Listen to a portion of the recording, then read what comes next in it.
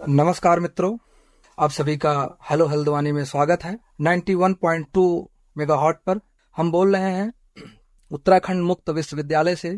Doctor Ranjit Dubey, assistant professor ज्योतिष विभाग। आज हमारे साथ बात करेंगे तिरुपति से पधारे डॉक्टर कृष्ण कुमार भार्गव जी, जो सहायक आचार्य केंद्रीय संस्कृत विश्वविद्यालय तिरुपति में कार्यरत हैं। हम आपसे चर्चा करेंगे वर्तमान संदर्भ में वास्तुशास्त्र की उपयोगिता। आपका बहुत बहुत स्वागत है भार्गव जी। और हमारा जो विषय है ये वर्तमान संदर्भ में वास्तुशास्त्र की उपयोगिता। हमारे श्रोतागणों को आप इसको बताने का कष्ट करें। बहुत बहुत धन्यवाद रंजीत जी, आपने बहुत अच्छा विषय की जिज्ञासा आपने यहाँ उत्पन्न की है। देखिए, वर्तमान संदर्भ में वास्तुशास्त्र की उपयोगिता पर विचार करें तो जितने भी हमारे शास्त्र हैं वह मानव के कल्याण के लिए ही निर्मित है। उनका एकमात्र उद्देश्य मानव कल्याण ही है। उन शास्त्रों के अंतर्गत वास्तुशास्त्र का भी विशेष एक महत्व है। आज के इस भौतिकवादी युग में वास्तुशास्त्र एक अत्यंत उत्कृष्ट स्थान रखता है। हम जान पाते हैं, हम देख पाते हैं कि आज कितनी ऊहापोह की स्थिति हो गई है। मानव मस्तिष्क का यह जो चित्त है अत्यंत अशांत है। इन सब में वास्तुशास्त्र का एक महत्वपूर्ण स्थान है। वास्तुशास्त्र अनादिकाल से रहा है, आदिकाल से इस विषय पर चिंतन होता रहा है। वस्तुतः वास्तुशास्त्र जो है वह भवन से संदर्भित शास्त्र है, अर्थात गृह निर्माण इत्यादि के विषय में जिस शास्त्र में चिंतन होता है उसे हम वास्तुशास्त्र कहते हैं। संस्कृत की उत्पत्ति के विषय में यदि इसके विषय को हम समझने का प्रयास करें तो एक वस धातु होता है, उससे इस वास्तु शब्द का निर्माण होता है। वास्तु शब्द वस धातु, वस का अर्थ है निवास, अर्थात निवास करने की जो भी कोई संकल्पना है वह वास्तु शब्द के अंतर्गत निहित होती है। तो निवास से संदर्भित जितने भी सिद्धांत इत्यादि का चिंतन जिस शास्त्र में हो वह वास्तुशास्त्र हो। हम सभी जानते हैं मित्रों कि हमारा यह जो शरीर है वह पंच महाभूतों से बना है।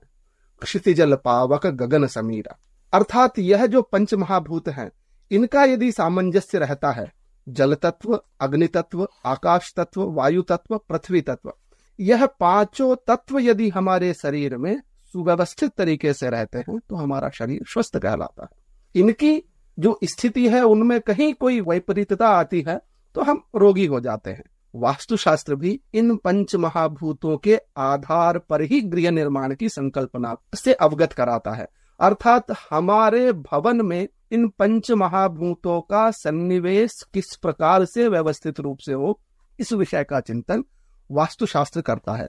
वास्तुशास्त्र की यदि हम पारिभाषिक दृष्टिकोण से देखें तो ऐसा शास्त्र जिसमें पंच महाभूतों का समन्वय और प्राकृतिक शक्तियों का प्रबंधन, आप जानते होंगे प्राकृतिक शक्तियां हैं सौर ऊर्जा, चुंबकीय शक्ति, गुरुत्व शक्ति, इनका समन्वय करते हुए आवासीय, व्यावसायिक एवं धार्मिक क्रियाकलापों के संपादन के लिए जो गृह निर्माण इत्यादि कार्य किए जाते हैं उनके लिए जो सिद्धांत इत्यादि का प्रतिपादन जिस शास्त्र में होता है उसे हम वास्तुशास्त्र कहते हैं। अच्छा, वर्तमान में आर्किटेक्चर शब्द इसके संदर्भ में पर्याय रूप में रहते हैं, लेकिन फिर भी यदि हम और स्पष्टता से करें तो भारतीय जो वास्तुशास्त्र है उसका लक्ष्य बहुत उन्नत है।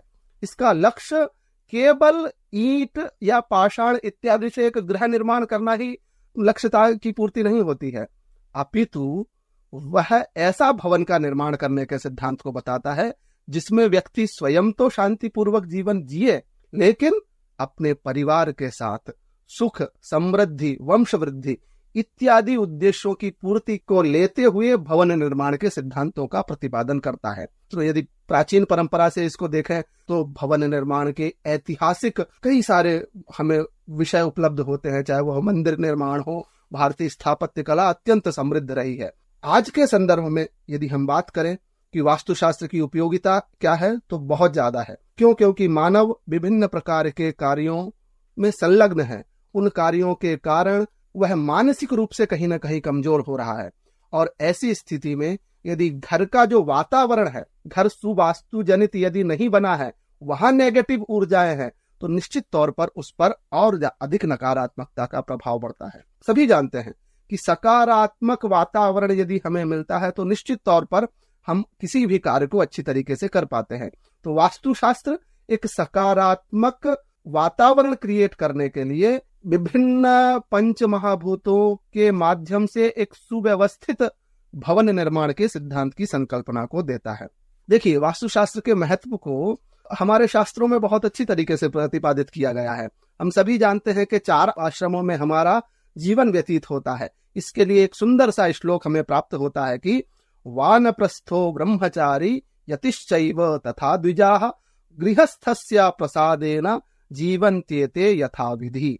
गृहस्थ एव यजति गृहस्थ तप्यते तप ददाति च गृहस्थश्च तस्मात् श्रेयो गृहाश्रमी।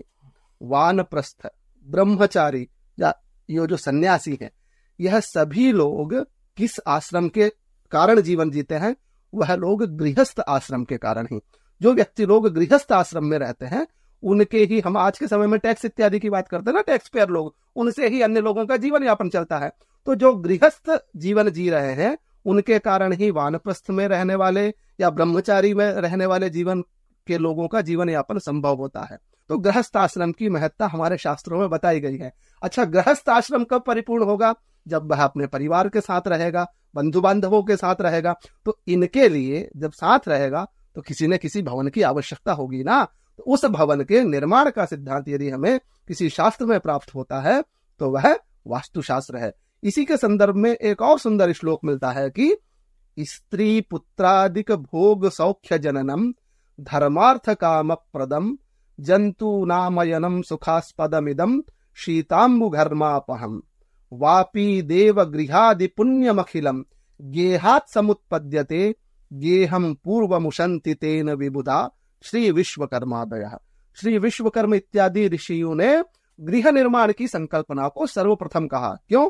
क्योंकि यदि हम जैसे कहा कि गृहस्थ आश्रम श्रेष्ठ है, तो गृहस्थ आश्रम के लिए हमें पत्नी, पुत्र, बंधु बांधव, इन सब के लिए रहने का एक स्थान और वहां पर धर्म अर्थ काम मोक्ष इत्यादि चतुर्विध पुरुषार्थ को साधने के लिए विभिन्न क्रियाकलापों के संपादन के लिए एक भवन की आवश्यकता होती है। और साथ ही साथ चाहे वो वृष्टिकाल हो, गर्मी हो, ठंडी हो, इन सब से भी सुरक्षा यदि कोई दिलाता है तो वह हमें भवन दिलाता है। और इस भवन के निर्माण की संकल्पना को प्रतिपादित करने वाला शास्त्र होता है वास्तुशास्त्र। और वास्तुशास्त्र के नियमों के अनुसार यदि हम घर को बनाते हैं तो निश्चित तौर पर वह जो परिवेश है, वह जो भवन है, एक सकारात्मक ऊर्जा से भरा हुआ होगा। और यदि आप सकारात्मक युक्त वातावरण में रहेंगे तो निश्चित तौर पर वहां पर रहने वाले निवासी बहुत ही सुखमय जीवन जी पाते हैं। और आज के इस भौतिकतावादी युग में तो निश्चित तौर पर, क्योंकि कहीं ना कहीं इस दुनिया की जो भाग दौड़ है उसमें अशांतिमय वातावरण है, और उस अशांतिमय वातावरण में एक सुखमय जीवन के लिए वास्तुशास्त्र निश्चित तौर पर अत्यंत उपयोगी है। ऐसा वास्तुशास्त्र का महत्व हमें शास्त्रों में मिलता है।